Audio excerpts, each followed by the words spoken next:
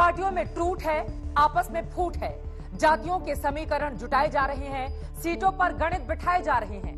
NDA और महागठबंधन की चालों के बीच लोकसभा चुनाव की ओर बढ़ता बिहार क्या दे रहा है संकेत?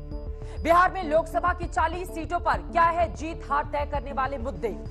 चलेगा मोदी मैजिक या महागठबंधन मारेगा बाजी? देखिए हमारी एक खास पेशकश।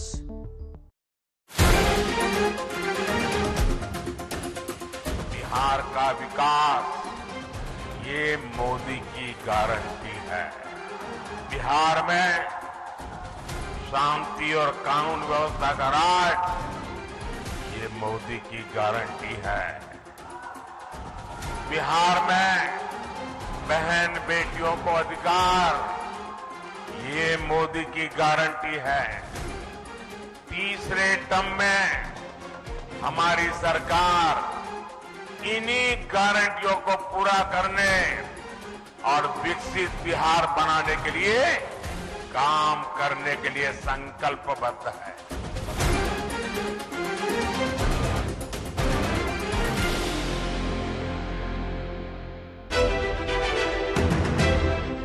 बीस महीने पहले एनडीए की सरकार थी, तब प्रधानमंत्री मोदी बिहार आए थे।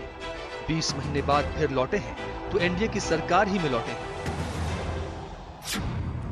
और सामने 18वीं लोकसभा का चुनाव है। सामाजिक न्याय की राजनीति करने वाले प्रदेश बिहार में जबरदस्त हलचल है। चुनावों की घोषणा का बिगुल कभी भी बच सकता है। प्रधानमंत्री मोदी मिशन 400 पार के लिए बिहार की अहमियत बखूबी जानते हैं। बिहार के लिए सौगातों का ऐलान किया और चुनावी धर्म निभाते हुए विपक्ष पर प्रहार भी कर गए। बिहार में परिवारवादी राजनीति हाशिए पर जाने लगी है। परिवारवादी राजनीति की एक और विडंबना है, मां बाप से विरासत में पार्टी और कुर्सी तो मिल जाती है, लेकिन मां बाप की सरकारों के काम का एक बार भी जिक्र करने की हिम्मत नहीं पड़ती है। ये है परिवारवादी पार्टियों की हालत। बीजेपी ने लोकसभा चुनाव के लिए 195 उम्मीदवारों की अपनी पहली लिस्ट जारी कर दी है। हालांकि बिहार से उसके उम्मीदवार कौन होंगे इसके बारे में अभी कोई लिस्ट जारी नहीं हुई है। लेकिन आज बिहार में प्रधानमंत्री मोदी और नीतीश कुमार की तस्वीरों को देखकर अंदाजा लगाया जा सकता है कि केमिस्ट्री अच्छी बन रही है।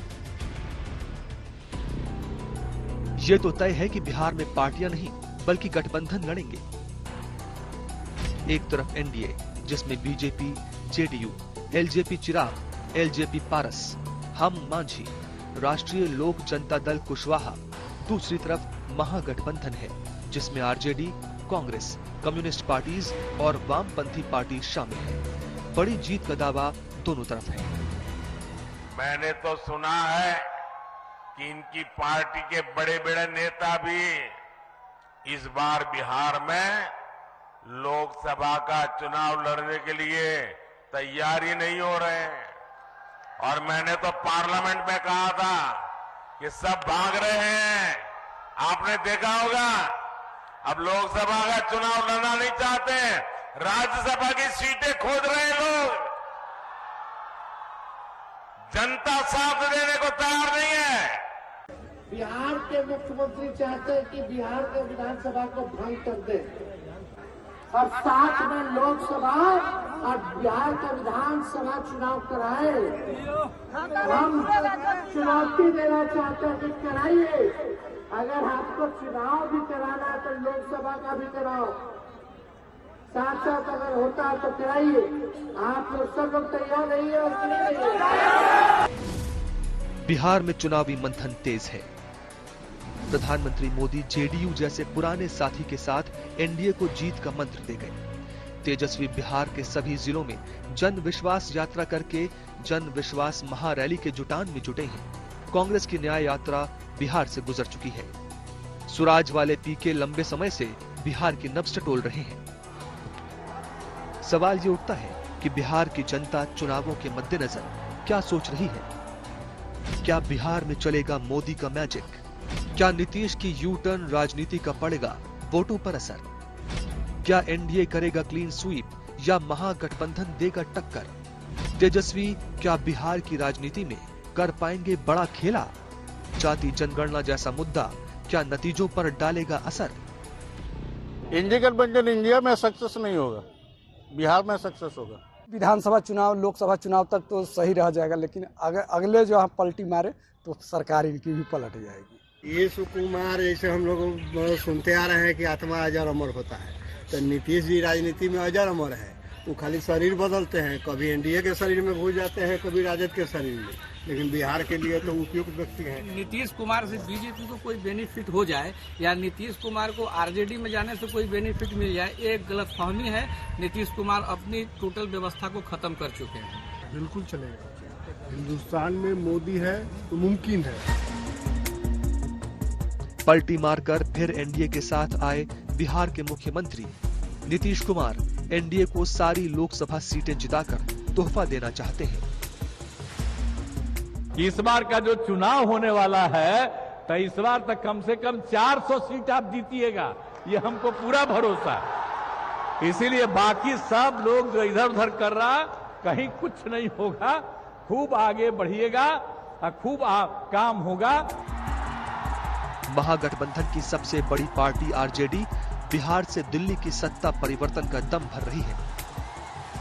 भाई और बहनों, 3 मार्च 24 को गांधी मैदान में जन विश्वास रैली का आयोजन किया गया है। सभी गरीब गुरबा भाई, किसान, मजदूर, नौजवान लोग भारी संख्या में इकट्ठित होकर के केंद्र के भाजपा सरकार को उखाड़ फेंके। इस बीच विधायकों का दल बदल जारी है। साथियों के बीच सीटों के बंटवारे को लेकर प्रेशर पॉलिटिक्स भी जोरों पर है। 125 वोट आया और 4 वोट हमारा था। 125 में 4 अगर हट जाते तो कितना होता? 121। मतलब 1 वोट से सरकार खत्म हो जाती। हम वहां पर चट्टान की तरह खड़ा होकर के कहा कि नहीं, हम नहीं हटेंगे, हम नीतीश कुमार के साथ देंगे। तो जो पीछे खड़े थे 10 विधायक, जब हम आ गए तो वो भी 10 को आ गए। तो आपने देखा कि 130 का नंबर आ गया इनके साथ। तो मेरा कहने का मतलब है, हमको उन्होंने बनाया था मुख्यमंत्री, तो हम भी दावे के साथ कर सकते हैं या हमारा गरीब कर सकता है कि जीतन मांझी ने भी नीतीश कुमार को बदला चुका दिया। पिछले 5 सालों में राजनीति में नए चेहरे भी आए हैं, पुराने अब भी कायम हैं।